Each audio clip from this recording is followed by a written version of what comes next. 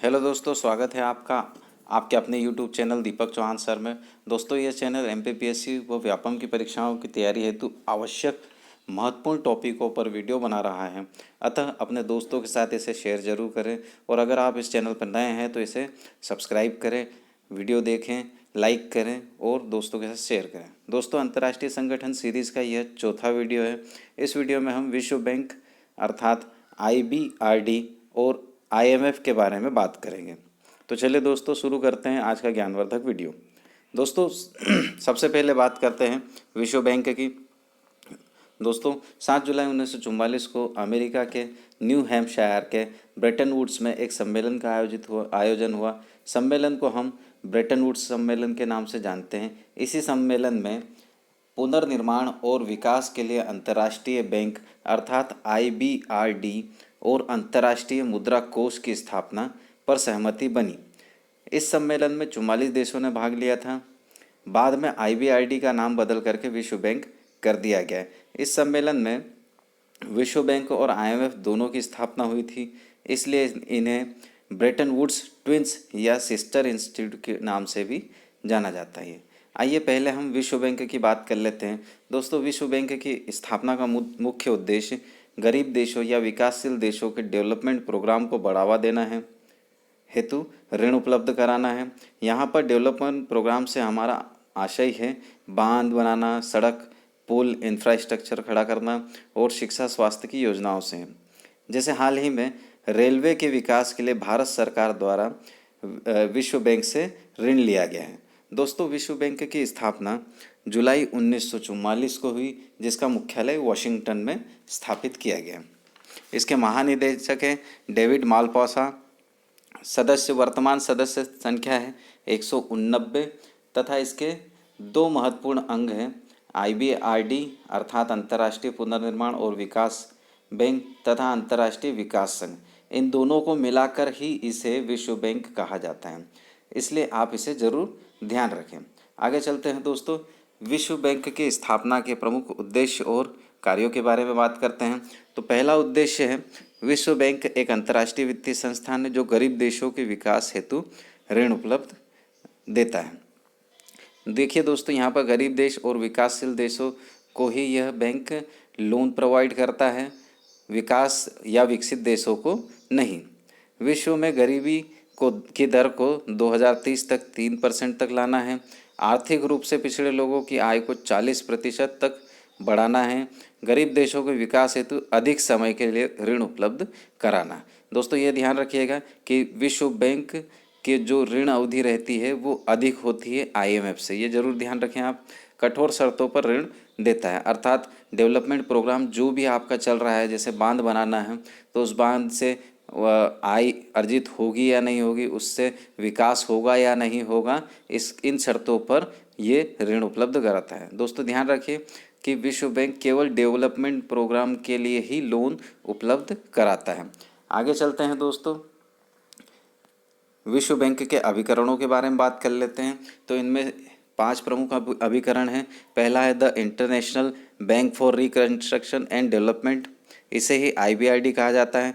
अगला है international development association IDA, international finance corporation IFC, multilateral investment guarantee agency MIGA, international centre for settlement of investment dispute ICSID।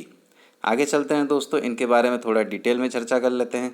पहला है, देखिए दोस्तों, IBRD और IDA को हमने साथ में लिया है क्योंकि इनको साथ में ही मिला करके विश्व बैंक कहा जाता है। तो देखिए, पहले बात करते हैं हम लोग पुनर्निर्माण और विकास के लिए अंतर्राष्ट्रीय बैंक IBRD की। इसकी स्थापना जुलाई 1944 में हुई। मुख्यालय है वॉशिंगटन DC में। सदस्यों की संख्या है 190 और इसका कार्य है मध्यम विकास वाले देशों को ऋण देना, विकास योजनाओं के लिए सलाह देना और सब्सिडी देना। दूसरा है अंतर्राष्ट्रीय विकास संघ। इसकी स्थापना 24 सितंबर 1960 को हुई। मुख्यालय है वॉशिंगटन DC में। सदस्यों की संख्या है 173 और इसका कार्य है IBRD की सहायता करना और अत्यधिक गरीब देशों को वित्तीय सहायता देकर गरीबी दूर करना और उन्हें विकसित करना। आगे चलते हैं दोस्तों, आगे है अंतर्राष्ट्रीय वित्त निगम इसकी स्थापना 20 जुलाई 1956 को हुई। मुख्यालय है वाशिंगटन डीसी में। सदस्यों की संख्या है 184 और इसका कार्य है गरीब देशों के निजी क्षेत्र व्यापार को विकसित करने के लिए ऋण देना, गरीबी को दूर करना। दोस्तों ये भी ध्यान रखिएगा कि IBRD और IDA, ये जो हमने ऊपर चर्चा की जिसमें, ये दोनों ही एजेंसियां केवल डेवलपमेंट प्रोग्राम के लिए लोन प्रोवाइड करती है और बाकी की जो 3 एजेंसियां हैं ये व्यापार के लिए लोन प्रोवाइड करती है, मतलब कि प्राइवेट सेक्टर के लिए लोन प्रोवाइड करती है किसी भी सरकार को। आगे चलते हैं दोस्तों, आगे बात करते हैं बहुपक्षीय निवेश गारंटी एजेंसी अर्थात MIGA की स्थापना हुई है 12 अप्रैल 1988 को। मुख्यालय है वाशिंगटन डीसी में। सदस्य देश हैं 181 और इसका कार्य है 2 देशों के बीच निवेश में राजनीतिक सुरक्षा प्रदान करना। अर्थात यदि मान लीजिए कि 2 देशों के बीच में व्यापारिक समझौता हुआ है और किसी एक देश में सरकार परिवर्तित हो जाती है और नियमों को परिवर्तित कर देती है, तो इसमें ये MIGA जो होता है ये राजनीतिक सुरक्षा प्रदान करता है और दूसरे देश को नुकसान होने से बचाता है। अगला कार्य है आर्थिक विकास, FDI को बढ़ावा देना, मतलब कि फॉरेन डायरेक्ट इन्वेस्टमेंट, FDI को बढ़ावा देना ताकि सीधे सीधे कोई भी देश दूसरे देश में निवेश कर सके, और बीमा सुरक्षा प्रदान करना। अगला है निवेश विवादों के निपटारे के लिए अंतर्राष्ट्रीय केंद्र अर्थात ICSID। मुख्यालय है वाशिंगटन डीसी में। स्थापना हुई है 14 अप्रैल 1966 को। सदस्य देश हैं 154। इसका कार्य है 2 देशों के बीच वित्तीय विवाद को दूर कर समझौता करना, अर्थात यदि किसी 2 देशों के बीच में विवाद उत्पन्न होता है तो इसको सुलझाने का कार्य। आगे चलते हैं दोस्तों, आगे बात करते हैं हम प्रमुख बिंदु कुछ जो छूट गए हैं, जिसमें है 7 जुलाई 1944 को संयुक्त राष्ट्र सम्मेलन न्यू हैम्पशायर में हुआ। ठीक है, देखिए दोस्तों, संयुक्त राष्ट्र की स्थापना इसके बाद में हुई है, लेकिन 44 देशों ने मिल करके इसे संयुक्त राष्ट्र सम्मेलन ही नाम दिया। इसमें आर्थिक विकास को के ऊपर बल दिया गया।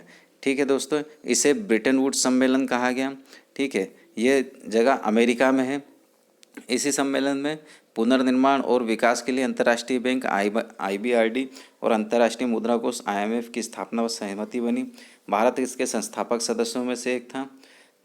अगला देखते हैं दोस्तों, भारत IBRD, IDA, IFC और MIGA का सदस्य है, परंतु ICSID का नहीं। ये भी बात आप बिल्कुल ध्यान रखिएगा दोस्तों। आगे चलते हैं दोस्तों, अब हम बात करते हैं अंतर्राष्ट्रीय मुद्रा कोष की। इसकी स्थापना के पीछे भी ब्रेटन वुड्स सम्मेलन है।